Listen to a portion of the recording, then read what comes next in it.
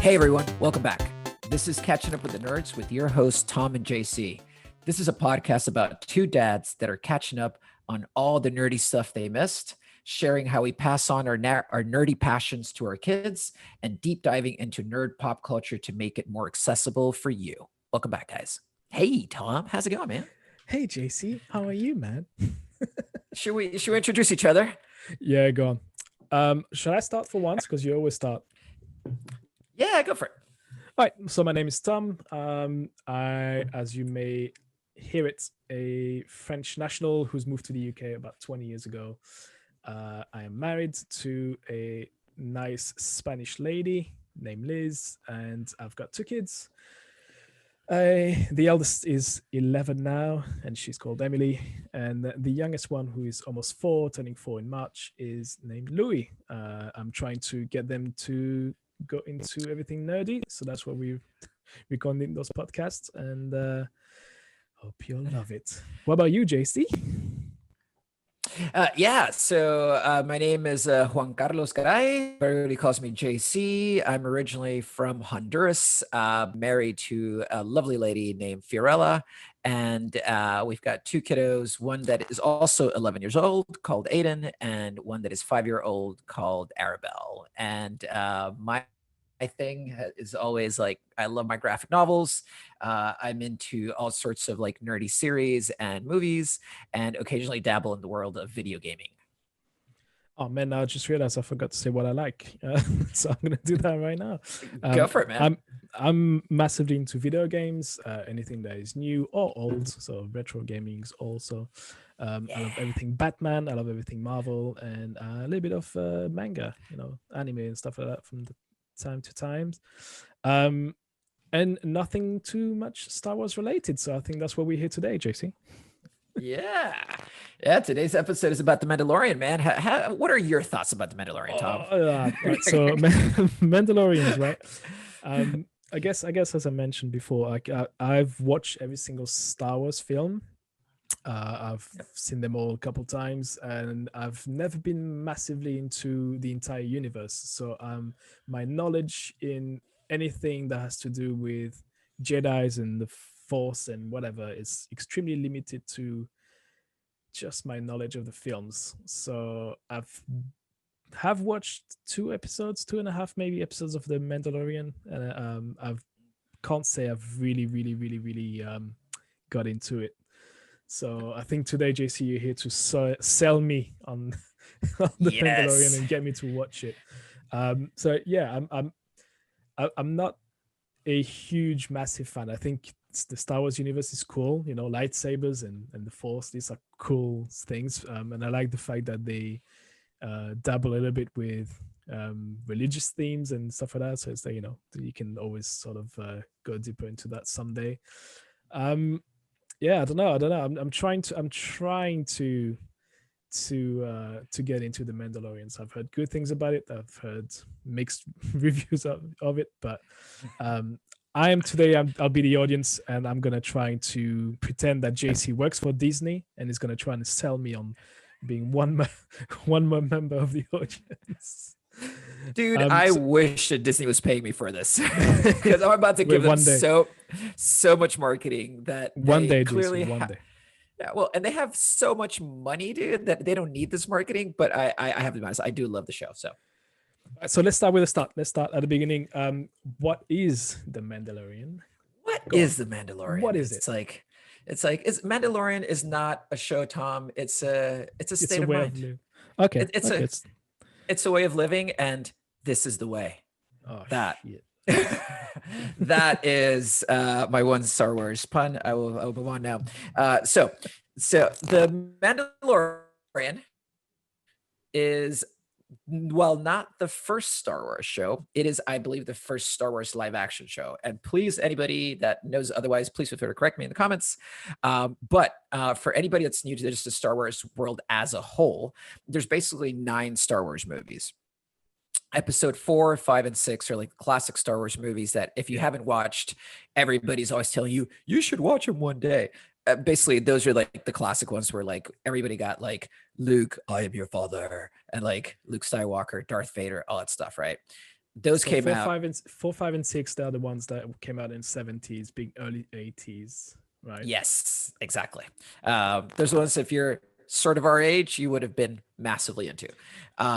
Then we're in the 90s. We Mhm. got late 90s, actually. We got the Star Wars prequels, which basically it was George Lucas going back and saying, hey, like, all that stuff, that really cool stuff that happened, there's a bunch of stuff that happened before then that led to this. And unfortunately, those didn't land as well as the other ones. So these are Um, considered to be 1, 2, and 3. yes, that's All one, right. 2, and 3. So then after those, they wait years and years and years. And in the mid 2010s, was it 2010? Possibly, yeah.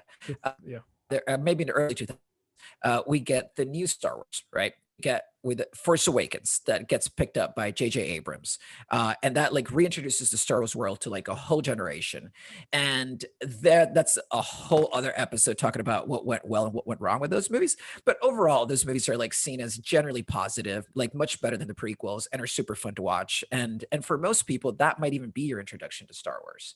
Yeah. So why does this matter? Because the Mandalorian is a Star Wars show that takes place between episode 6, The Return of the Jedi, and episode 7, The Force Awakens. And that's important because in the Return of the Jedi, it kind of wrapped up that first trilogy really neatly, where like Darth Vader's defeated, spoiler alert for like a 30-year-old movie. Wasn't a And pioneer. Emperor Yeah. Palpatine is quote unquote dead. Yeah. So Yeah. exactly. So we're going through a period where the rebels are now trying to like bring the universe back together and create like the Rebel Alliance and the Federation and stuff like that. And the Empire is more like on the run and trying to rebuild, because we know they come back for Force Awakens, right? So it's like that in between bit. And the reason why this is interesting, because in that in between moment, you get in the Star Wars world, it makes sense that there will be a lot of like things happening where people are taking advantage or doing stuff between the Rebel Alliance and the Empire. They're not either one. They're not rebels and they're not part of the Empire. They're just like people. And that's basically the premise of the show. It's So a dude. it's you, Yeah. you would see it, let's say if it was based in the real world and there was a very tense political situation in between two governments, there's always sort of vacuum that gets created where people are neither for one side or the other, but they would take sort of they would enjoy certain freedoms and they would trying to take enjoy the situation, knowing that there's maybe a lot less of control from anyone, and maybe fatten their pockets, That's or, exactly that. or That's exactly bunch it. of stuff, right? Yep. That's spot on. Yeah. All right. Carry on. No, but yeah, no, that's exactly it, dude. Yeah. It's like you see a lot of opportunities, like people are taking advantage of the situation throughout the show, right? They're neither good or bad, and neither for the Force or the rebels or whatever. They will go to the highest bidding, or the side that would pay them well. We've seen that in real exactly. life. All right. So hence it kind of makes sense that the protagonist of the show is a bounty hunter, right? Yeah. A person that has no allegiances.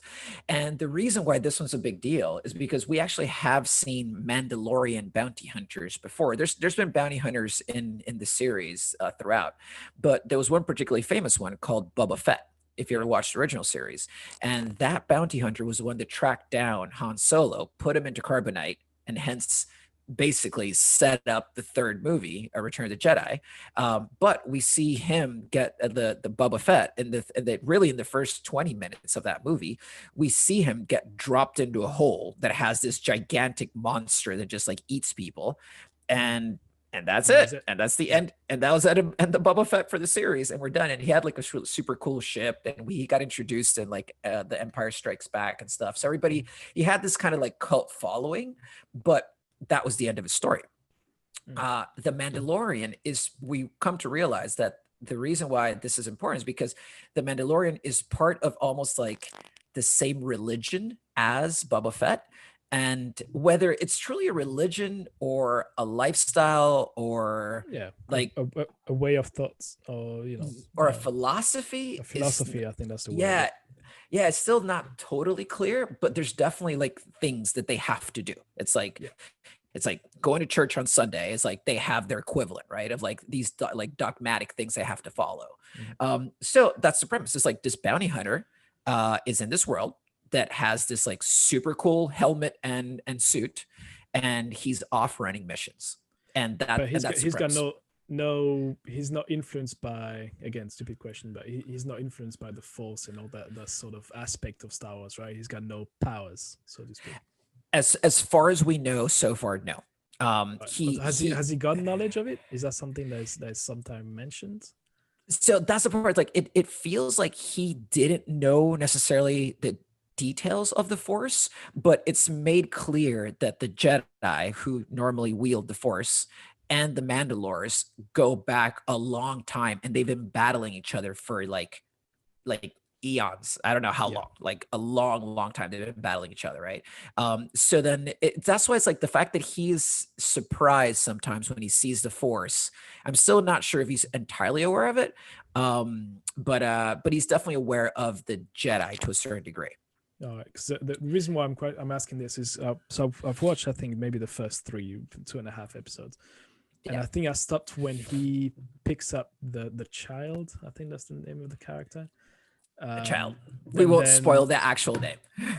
well, I don't know what that is, so I won't spoil it for you. Yeah. So but then the child does some magic tricks at some point, with this, moving stuff around, and I was Yeah. like, and he looked not shocked. Well, you can't see his face, but like the way he reacts to it is a bit like, oh, he just lifted something like that. Like, so Yeah. that's what one of the main questions I had was, oh, is it known? Is the Force something that we know about? Is it something that is known on his planet, or maybe in his, Yeah.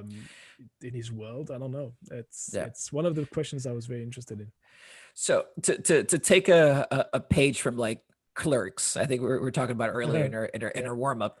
Um, Clerks has this great dialogue about just like a very mundane experience within the Star Wars world, which I think is like this awesome dialogue. And this is kind of similar Yeah. in that if you think about Star Wars as a universe, if we're a real universe, there's only a few Jedi. There's like really a handful of Jedi. So Yeah. the odds of any normal person ever experiencing the Force are actually super low.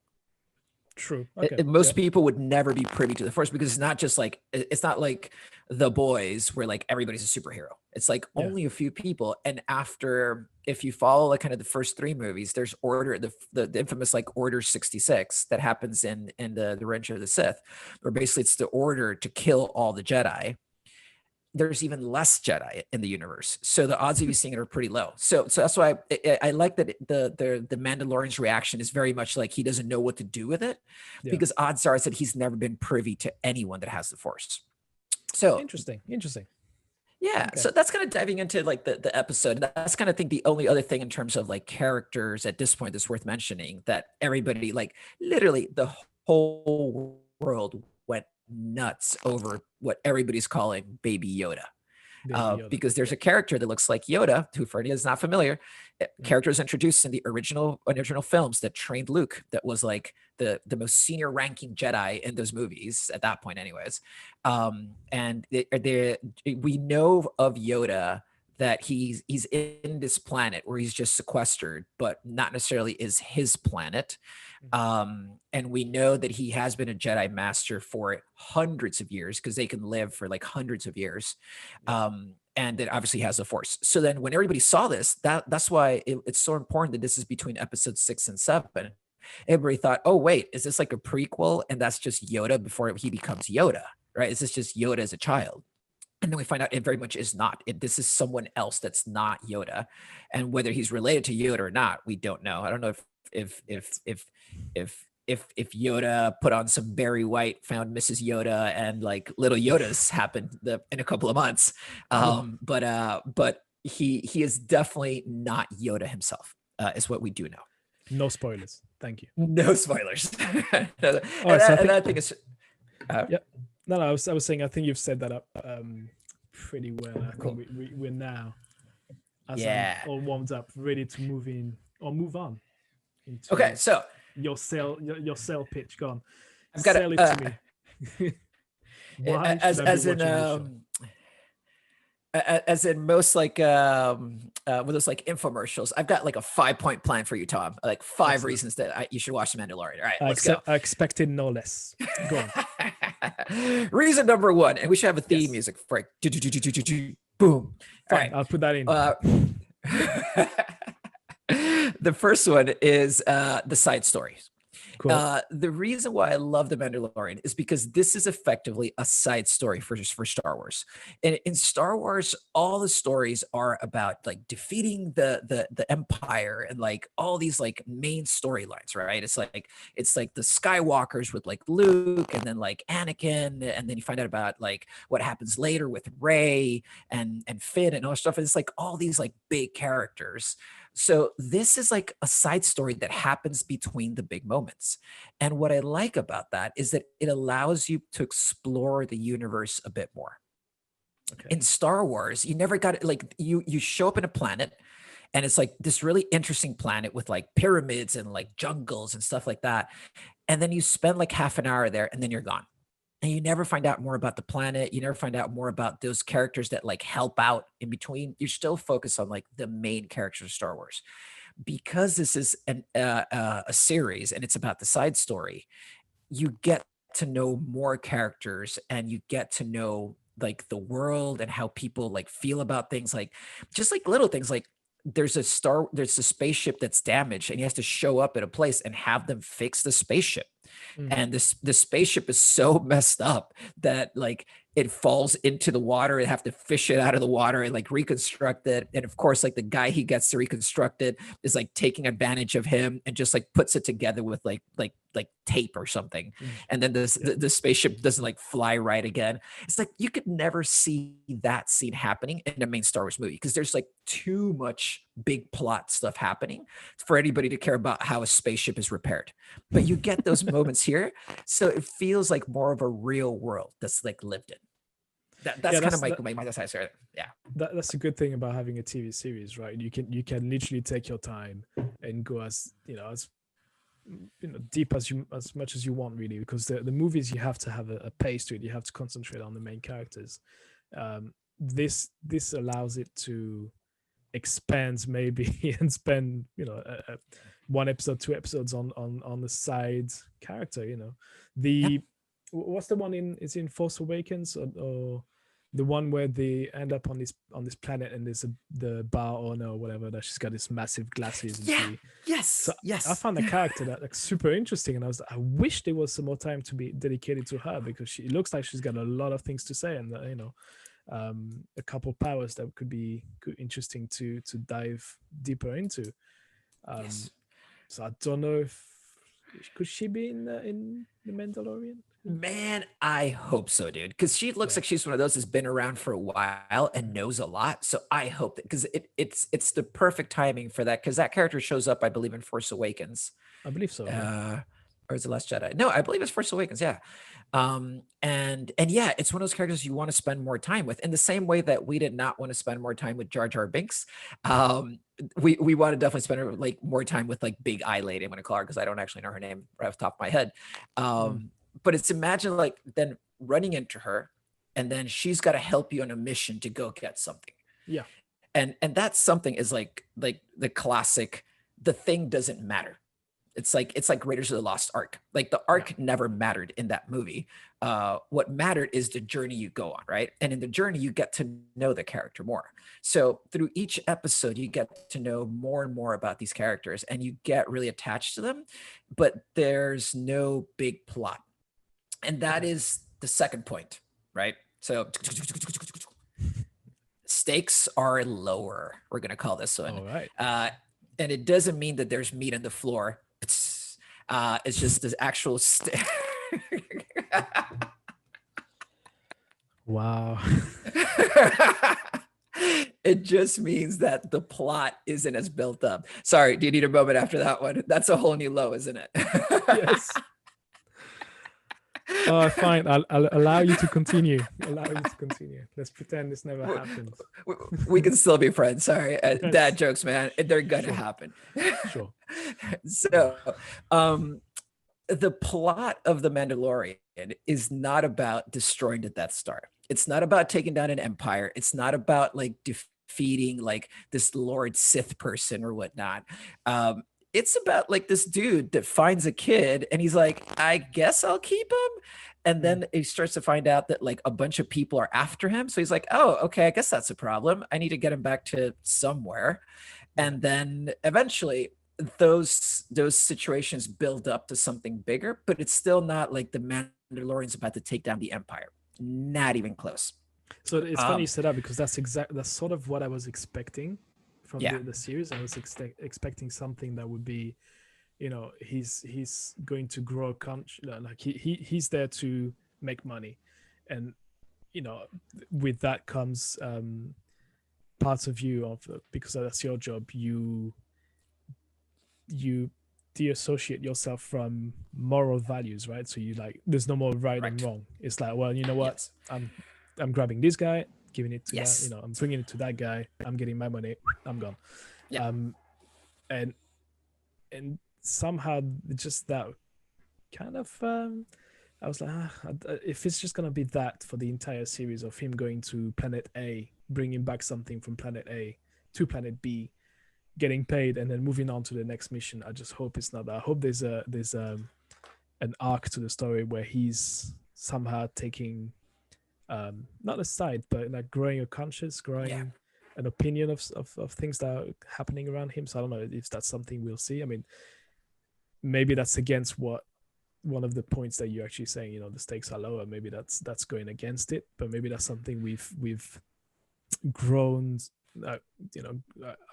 I've grown to like that sort of thing when it's like for example, the Avengers film, when it's like you get little side things and then that amount to this big mission that's happening in the background. So I just hope somehow the stakes are lower. Cool. But I hope it leads somewhere that is going to be a big massive payoff somewhere. And that's what's happening in season 2. Right. When I watched the first 3 episodes, I kept thinking, this is cool, but I don't get it. Like it took me a while to get it. I had to like, like full disclosure, it's because I had Disney Plus for free that I kept watching initially, and I was like, sure, it's like there's nothing to do and it's episodic, and I'm like, why not? And yeah, it's like it's something to do, and it's only half an hour of my time. It's like whatever. If it would have been like a full hour, I think I would have dropped it. And then it built, and that's the cool part. But the stakes are still not Empire level. Like there's definitely a bigger purpose. Yeah, there's definitely a bigger purpose that starts coming through. As long as so there's one scene I remember now from the first 2 episodes, and it's like he gets something. I can't remember one of the mission he does, and then he brings it back to his planet, and then they build, like they have to fix his like a shield or his armor or something. It's like something that's broken, and then you spend like 10 minutes looking at this woman, I guess, just forging something straight out of fire. I'm like, wait, what? What's going on? So, and that is a nice setup that gets paid off later, actually, because you realize why the armor is so important, and you realize why that has a bearing on the Jedi and the Mandalores. Because it's like why that I'm not going to try to spoil it because there's actually a really cool part about it, but why that material is so important in the Star Wars universe now, the Beskar armor, right? That comes back, and it does but it sets it up and it pays it off like 8 episodes later. It's like you got to really wait to see the payoff on that one, but it does pay off nicely. I guess I have to keep in mind that it's a TV series, that you don't get a payoff right away. Sometimes you can wait for a couple seasons before you get actually any answers, or like whereas movies, you see something happening maybe halfway through, and you'll know you get a resolution for that. You nailed it, dude. That is the reason why I love the show. It's the absolute reason I love the show. It's like the movies had such high expectation. It's like, especially like Rise of Skywalker, right? Like it's such a divisive movie. Same with Last Jedi. And like some fans love it, some fans don't. Some fans are trying to get one taken out of canon, like all this Yeah. craziness, and people have all these opinions. And the fact that the show starts so, well, I wouldn't say slow, but just feels so pedestrian, right? It's like he's just going to a place to find a thing and take to another place to deliver that thing.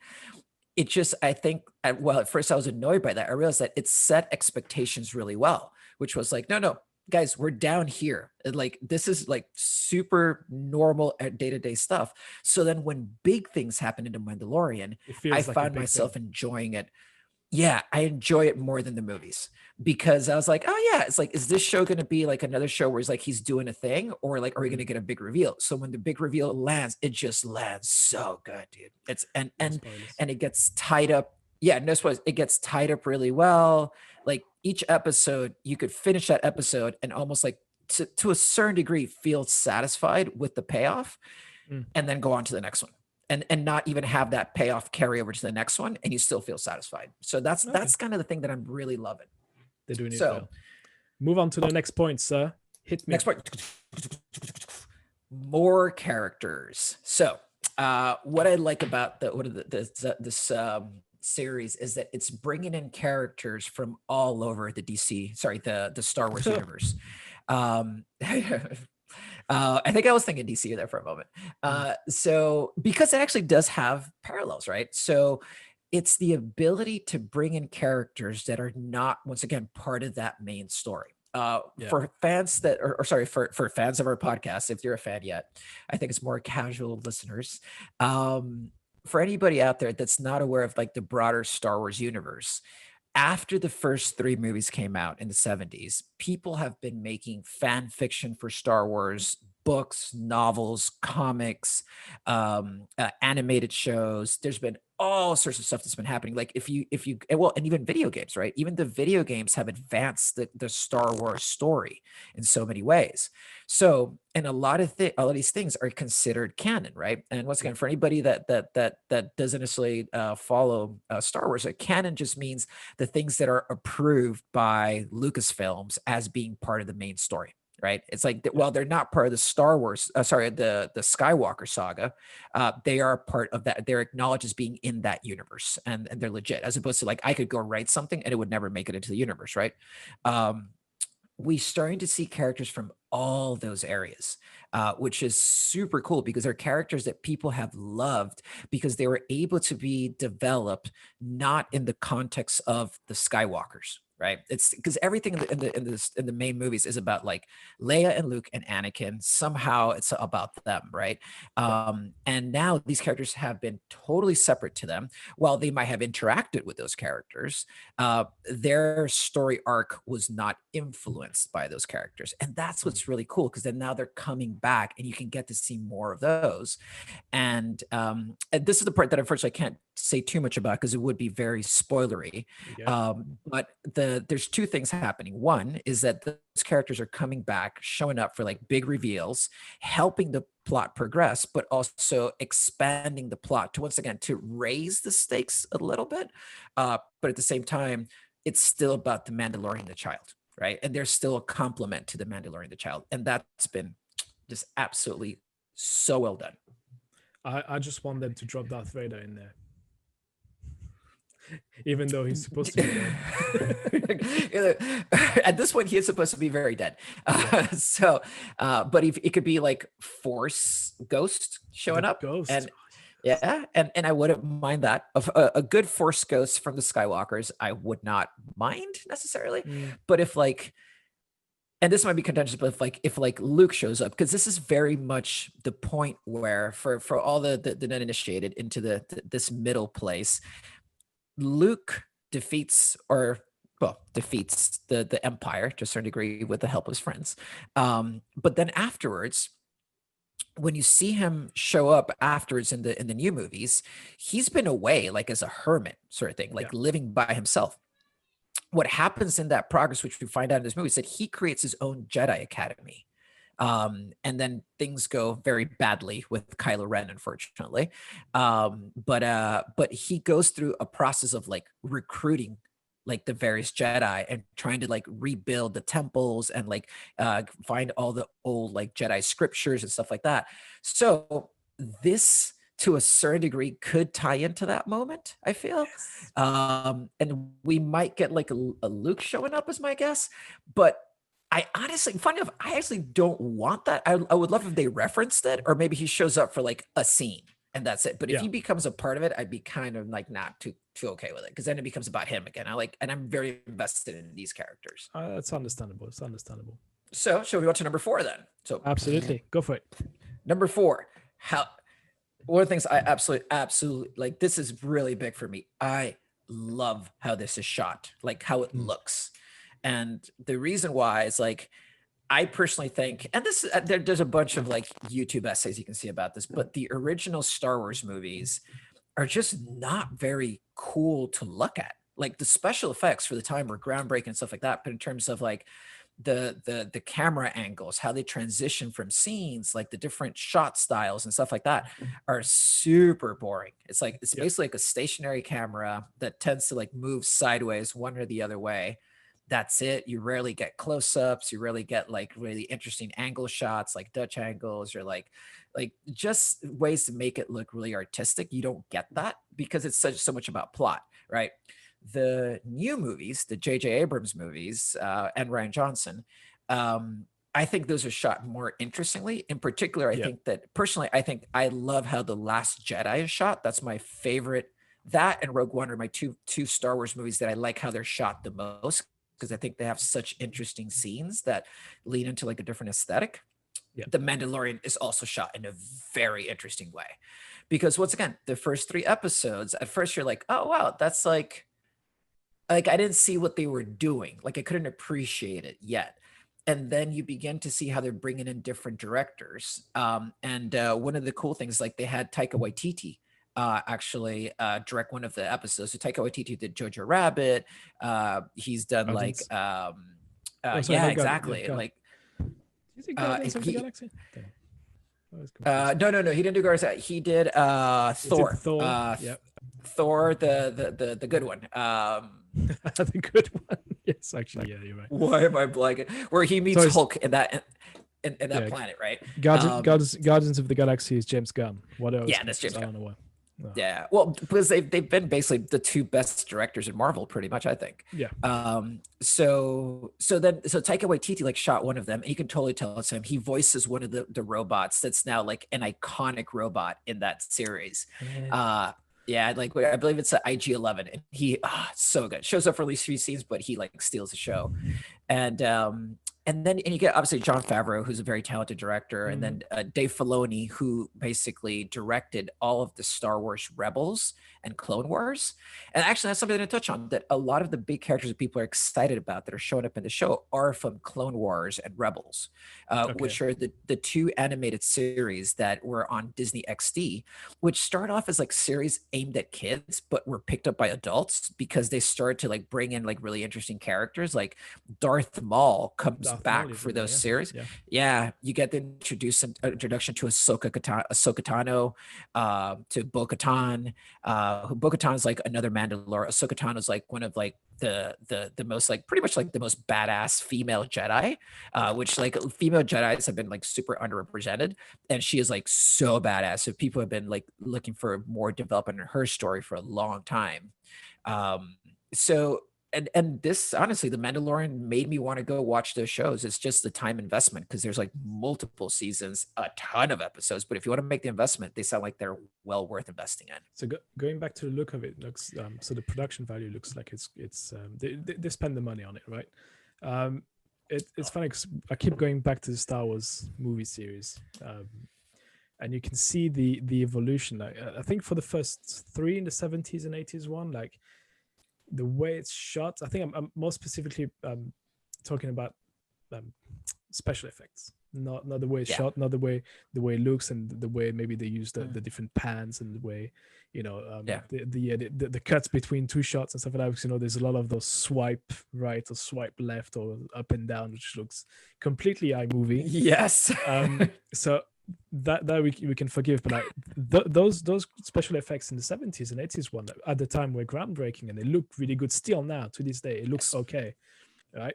Um, Yep. the latest one, the Force Awakens and the J.J. Abrams versions, like they look like the special effects looks amazing. You know, do you remember that fight scene between Kylo Ren and Rey on the ocean planet? Like they on this crashed spaceship, and there's Yeah. like massive waves around them. I thought that was absolutely amazing. Um, if the ones that everyone's talking about is the 90s one, which they look horrible now. If you watch them, they've not grown old well. It's almost offensive to the eye when you watch them now. It's the CGIs are just absolute garbage. And the CGI was very much in that like uncanny valley, yeah, where it's like you could tell it was the technology was progressing, but it was at the wrong time. Where it was kind of like, you remember Blade 2 and the vampires in Blade 2 and how they looked really weird, but it was groundbreaking for that time. Yeah, so it's that period where I always related to video games where the PS2 came out and the PlayStation 1 came out. Like PlayStation 1 games at the time, you're like, wow, it's amazing, it looks beautiful. You look at them now, you start bleeding from your eyeballs because it looks horrible. Yeah, it's the same. And I think the last point for me with the look of it is that I did watch is it remastered versions of the old 70s? You know, like I think LucasArts re-released for the Blu-rays or the DVDs, DVD box sets. They've reworked the CGI for the old 1970s version, so episode 2, 3, 4, 5, and 4, 5, 6. 4, 5, 6. Sorry. And it's just like it looks like they've on purpose spit on the films in a way. Look, nice CGI. Look, I'm smudge it all over this, and they've added some scenes where it looks. You can tell that it's been added in. It looks like they've added just a bunch of monsters, a bunch of new aliens in there, and it's just so I'm quite glad they've not done that with the Mandalorians. That from what I've seen, the first couple of episodes, it's really low key on the looks, if you know what I mean. It's really low key on like it looks real. Yeah. Do you know what I mean? It looks like it could be filmed on planet Earth. You know, there's like characters with costumes and that's it. And like, there's a couple maybe aliens, if you want to call them that. And they look good. They don't look like they've been overworked like in 4, 5, 6 when it's just they went crazy. So I'm quite glad they went that way. Because one of my big problems with CGI, well, don't get me wrong, I love what CGI has become, but I still feel that big CGI battles, like what you always get in like the third act of every Marvel movie, takes you out of the moment. Like it feels less lived in once you're there. A good example for me is like a movie that I felt like does a really good job of world building is like Black Panther. There's an amazing job of world building where like it feels like a world that's lived in. You get to see details of the world that are really cool. And then the CGI battle at the end, I'm like, I don't care for that battle at all. I think that it's totally unnecessary. I would have loved to see them fight the last battle again at the waterfall, if I'm honest.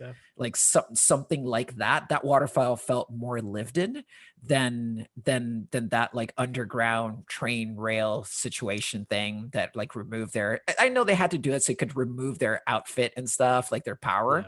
Like I get that, but they could have done it another way.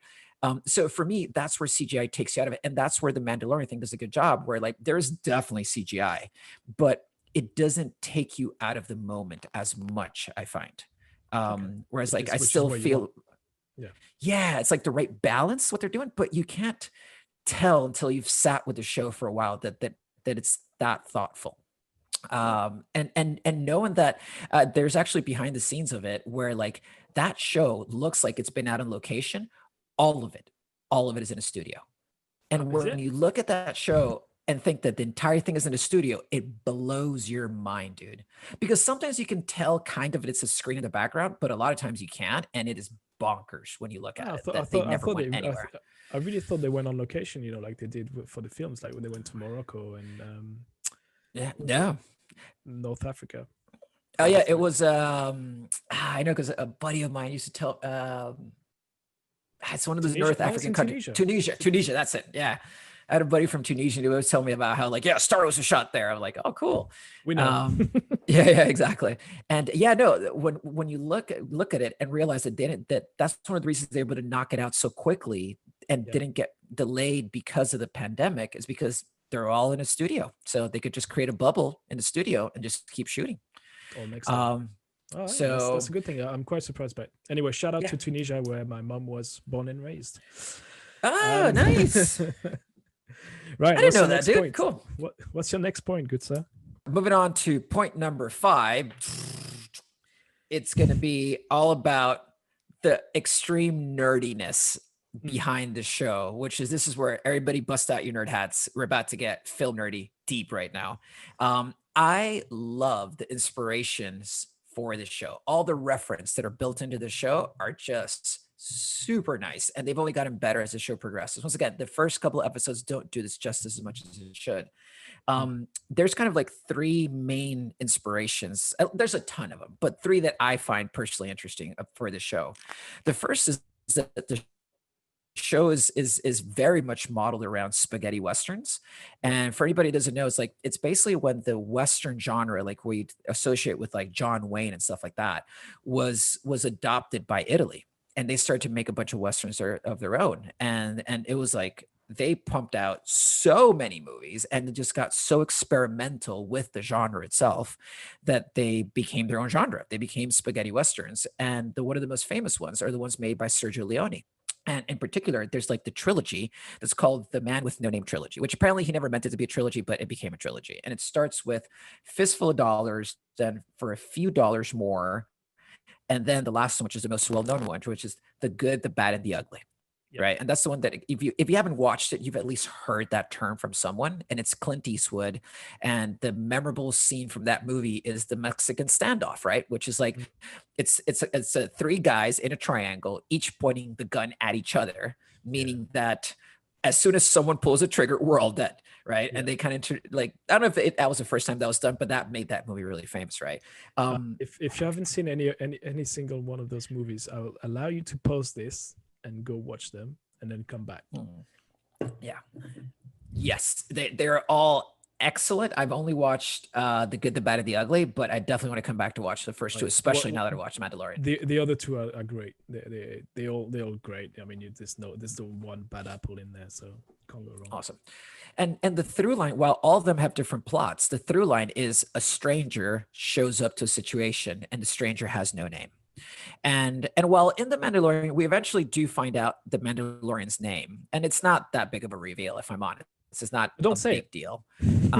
Oh no, I won't say it, because we also find the child's name, and I'm not going to say that either, because that is a big reveal.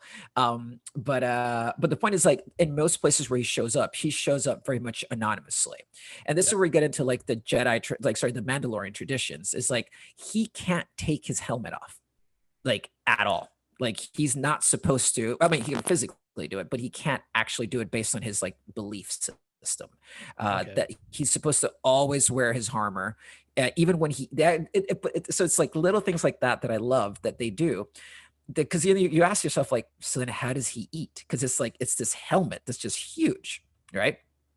And then so you see scenes of him just like pulling up his helmet slightly, but to the point you can't see his face, and just putting food into his mouth and then dropping it again. And it's just those little moments you're like, oh, yeah, that makes sense. I'm glad that they're showing those like little mundane things. They're just like, all right, so that's a Mandalorian seat. And I don't know, for some reason, like that stuck in my head as like a memorable moment from the series, which is really funny, which shouldn't be. It really shouldn't be, but it was. So a point being is that they take a lot from these spaghetti westerns. So like the mysterious stranger shows up. It's paced very much like those movies as well. Those are not like high action movies, but when they kick into action, they're really good. But in between, they're very slow paced. And they have like these very interesting scores as well that show up every time like a character shows up and stuff like that. And same with The Mandalorian. The Mandalorian score also feels very much like it could be one of those spaghetti westerns. That's something else I really love about the show. So that's like one of the influences, spaghetti westerns, and I'm glad you've watched those. The second one is the samurai epics, right? So Akira Kurosawa, for anybody who's not familiar with it, it's like movies that came out in the 60s out of Japan. One of the most famous ones is Seven Samurai. And all like film school nerds will tell you like, oh, you got to watch Seven Samurai, you got to go back and watch Akira Kurosawa. Everything we do right now is based on him, and to a certain degree, it is kind of true. Akira Kurosawa, like with Seven Samurai, you take like samurais that don't have a master, that have to come together to protect a village, but not all the samurais are good necessarily, but they come together for a common purpose.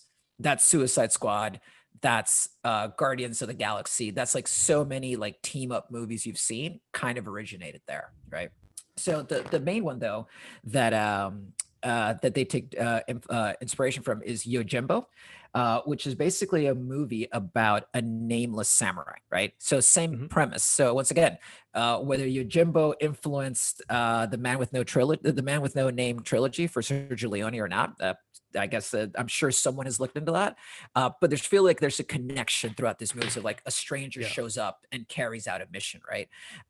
Where Seven Samurai influence is very much in like a lot of the visuals and the fighting scenes, but also like the team up. There's like the Mandalorian teams up with a bunch of people in every episode. So once again, comes back to those rich characters. He always picks one of those rich characters, does a team up with them. Sometimes they're good, sometimes they're bad, and has an adventure. And that's kind of it. Cool. So the third one, I think this is the one that we had talked about in the warm up, is Lone Wolf and Cub. So this is one of the ones that I have been nerdy about forever, but haven't gotten around to actually digesting it. But I really want to do it. The reason is Lone Wolf and Cub is a manga created in Japan that started off in the 70s and I think was being written for like 25 years. It's got 28 volumes of the manga, and if you add up all the pages in the volumes, it's 8,700 pages of reading for the entire manga. So it is definitely an investment, but the whole premise of it is it's a samurai that is an assassin for the shogun. The shogun betray him and kill his entire family except for his 1-year-old son. And he comes home to find this. He finds the 1-year-old son, and then in one of them, like, and this I've only read because I haven't like actually read the manga yet. But it's like there's a scene in the manga where he gives the son a sword and a ball when he finds his whole family dead, and then he puts one on either side of the room. And if the son crawls towards the sword, it means that he wants to go with his dad and go off and inflict vengeance on the person that killed his entire family. If the son goes to the ball, it means that he wants to go be with his mom, and the samurai needs to kill him so he can be with his mom in like the next world. And just the premise of it, I'm like, oh, dude, it's so like heart-wrenching and like I mean, it's okay. I mean, it sounds like a regular Saturday to me. That's what we do at home. Nothing special there. To be fair, it sounds actually batshit crazy. It does, man. And then so then they go off on adventures, right? They go off and like it's kind of like like you can tell how it influenced Kill Bill, where like they basically take out each of the people that assassinated the family is taken out by the assassin over multiple chapters. And then until he finally gets to like the big bad, right? The main guy, the Bill of this. And then when he gets to the big bad, apparently the fight scene between them is written over 178 pages. It's all fight scene. I'm like, that might bore people to death. I am so excited to read that. Dude, you have no idea. The most Japanese thing I've ever heard. You got nothing else to do. Here's 180 pages worth of a fight. Yeah. Get that in you. 178 pages. Bloody hell. Like how long? So How long? How long? I don't know, man. Is that an entire book? Is that spread over 2 or 3 books or volumes? I don't know. How long does that go for? it's probably an entire volume, I reckon. I Oh, reckon that's probably like the last volume. So yeah, it's serious, man. And I don't even know how big these books are. So yeah, it's an investment that you'd have to do over multiple years reading these books. But what the reason why I'm nerdy about those, in regards to the Mandalorian, is yeah, because the Mandalorian follows that same model of like, there's a Mandalorian, there's a child, he is feeling very close to the child as the show progresses and yeah. cares for the child. And it's got he's trying to like basically return the child to its home, to a certain degree. What that home is still up in the air. But I'm very curious if it eventually leads to like a big bad, right? It's like if there's a big bad at the end, what will be the resolution? Because in a lot of these like samurai epics, it's never like nice. It's like it's never Yeah. a good ending. It tends to be a really sad ending, generally for the Ronin. The Ronin never ends victorious. He might accomplish his goal, but he might die along the way and stuff like that. So I'm Well, still curious whether there's always a massive personal cost to him. exactly. Yeah. Exactly. So that's why I'm curious to see if it follows the trajectory of this or not. So those are my 5 reasons why I'm nerdy about this. And I hope Yeah. that you're inspired to watch it. No, you know what I'll be doing tonight? I'll be watching that and I'll be thinking of you and I'll be like, okay, I can see the influence, I can see why you like it. I can see, look, it's to be fair, I think there's no one main reason in particular why I didn't go past the third episode. I think maybe you can maybe argue that the pacing was a bit slow. I think that may be why I Mhm. gave up. Well, I gave up Yep. temporarily, gave up on it because I was always planning on getting back, and watching the rest of the series. But um, I think it's one of the things you said is a plus to you, which was the whole stake thing being low and um, yeah, and that actually there's not much of importance that is massively going to change and influence the world or the universe around it. I think that's something that I'm not used to. You got used to with the Marvel universe, for example, that every single film there's this um, massive issue you've got to fix. There's this massive enemy you've got to fight, and then at the end of it all, there's Thanos that you got to go and kill twice. Um, so I think the Yeah. fact that you spend the entire episode trying to fix the spaceship is somehow could be off-putting in a way, and it was certainly for me when he's on that planet and that's suddenly he's like, oh, he's got to go and find something for the engine. I'm like, yeah, okay, cool. I know there's a light at the end of the tunnel somewhere. There's going to be something more interesting of value happening. But I guess it's a matter of me reframing my mind in a way that Yeah. I have to think, okay, this is not a movie. This is an entire series that's going to span over the 8 episodes or 10 episodes, and so it could be just me trying to retrain myself and not having huge expectations in terms of storytelling just yet. I'm sure it gets really good, and as you get more characters introduced to you, you'll get to see who you want to die or live. It's really interesting. And a good way of thinking about it actually is, did you ever watch Iron Man 3? Yeah, of course. That is one of the Marvel movies with like the least stakes in it. It's like Yes, absolutely. Tony loses his armor, learns to be like human again, has this like kid psychic. It should not tie in. It didn't have massive implications for the overall Marvel universe at the end of the Absolutely. day. Yeah. Um, and outside of that kid showing up in like Tony's death's funeral scene Mhm. and nobody knowing who that kid was, it didn't have big implications, but it was such a fun movie. It was actually a Christmas movie, which is It's a bonkers Christmas if you think movie, about it. but Yeah, I think the implications of that film, and for example, the kid you've mentioned, I think that's gonna yeah. pay off later because I think they sort of hinted that a kid is gonna be in there again, and he's going to be an important character going forward. That could be, Oh, he's. I think I caught again because I'm your casual Marvel fan, right? So there's yeah, things that I know. I've spent a lot of time going in, getting into YouTube and watching a bunch of fan made videos of that character and yeah. that guy and what it means. My understanding of that kid is that he's meant to kind of take over what Iron Man, who Iron Man was. He's supposed to be this genius also. Yeah. But again, it's Marvel. They can go any way they want with it. They might have said this guy's going to be having an important role in the next couple, in the next phase. End up, he might not be doing anything at all. He might just be another side character. Who knows at this point? Yeah. But yeah. Well, I Iron can Man tell you 3. one thing. We're about to get a lot of Marvel stuff that's in the same vein as The Mandalorian, right? We're getting all the Yeah. shows, and all the shows seem to be grounded once again in plots that don't progress the overall story.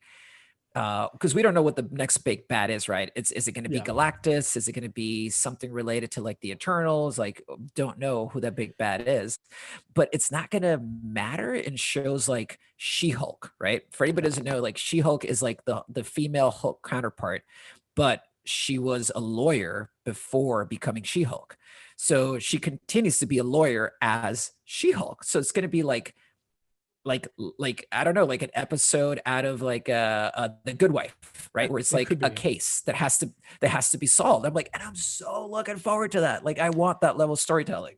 But I think Kevin Feige, when they launched the Disney Plus and they said all the Marvel TV series would be on there, he did mention something that somehow worried me a little bit. He said that if you want to know, like, they won't impact what the main storyline from the movies, but there are things they're going to be addressed in the TV series that if you've not watched it and you're gonna get to the movie, you might not know what they're referring to.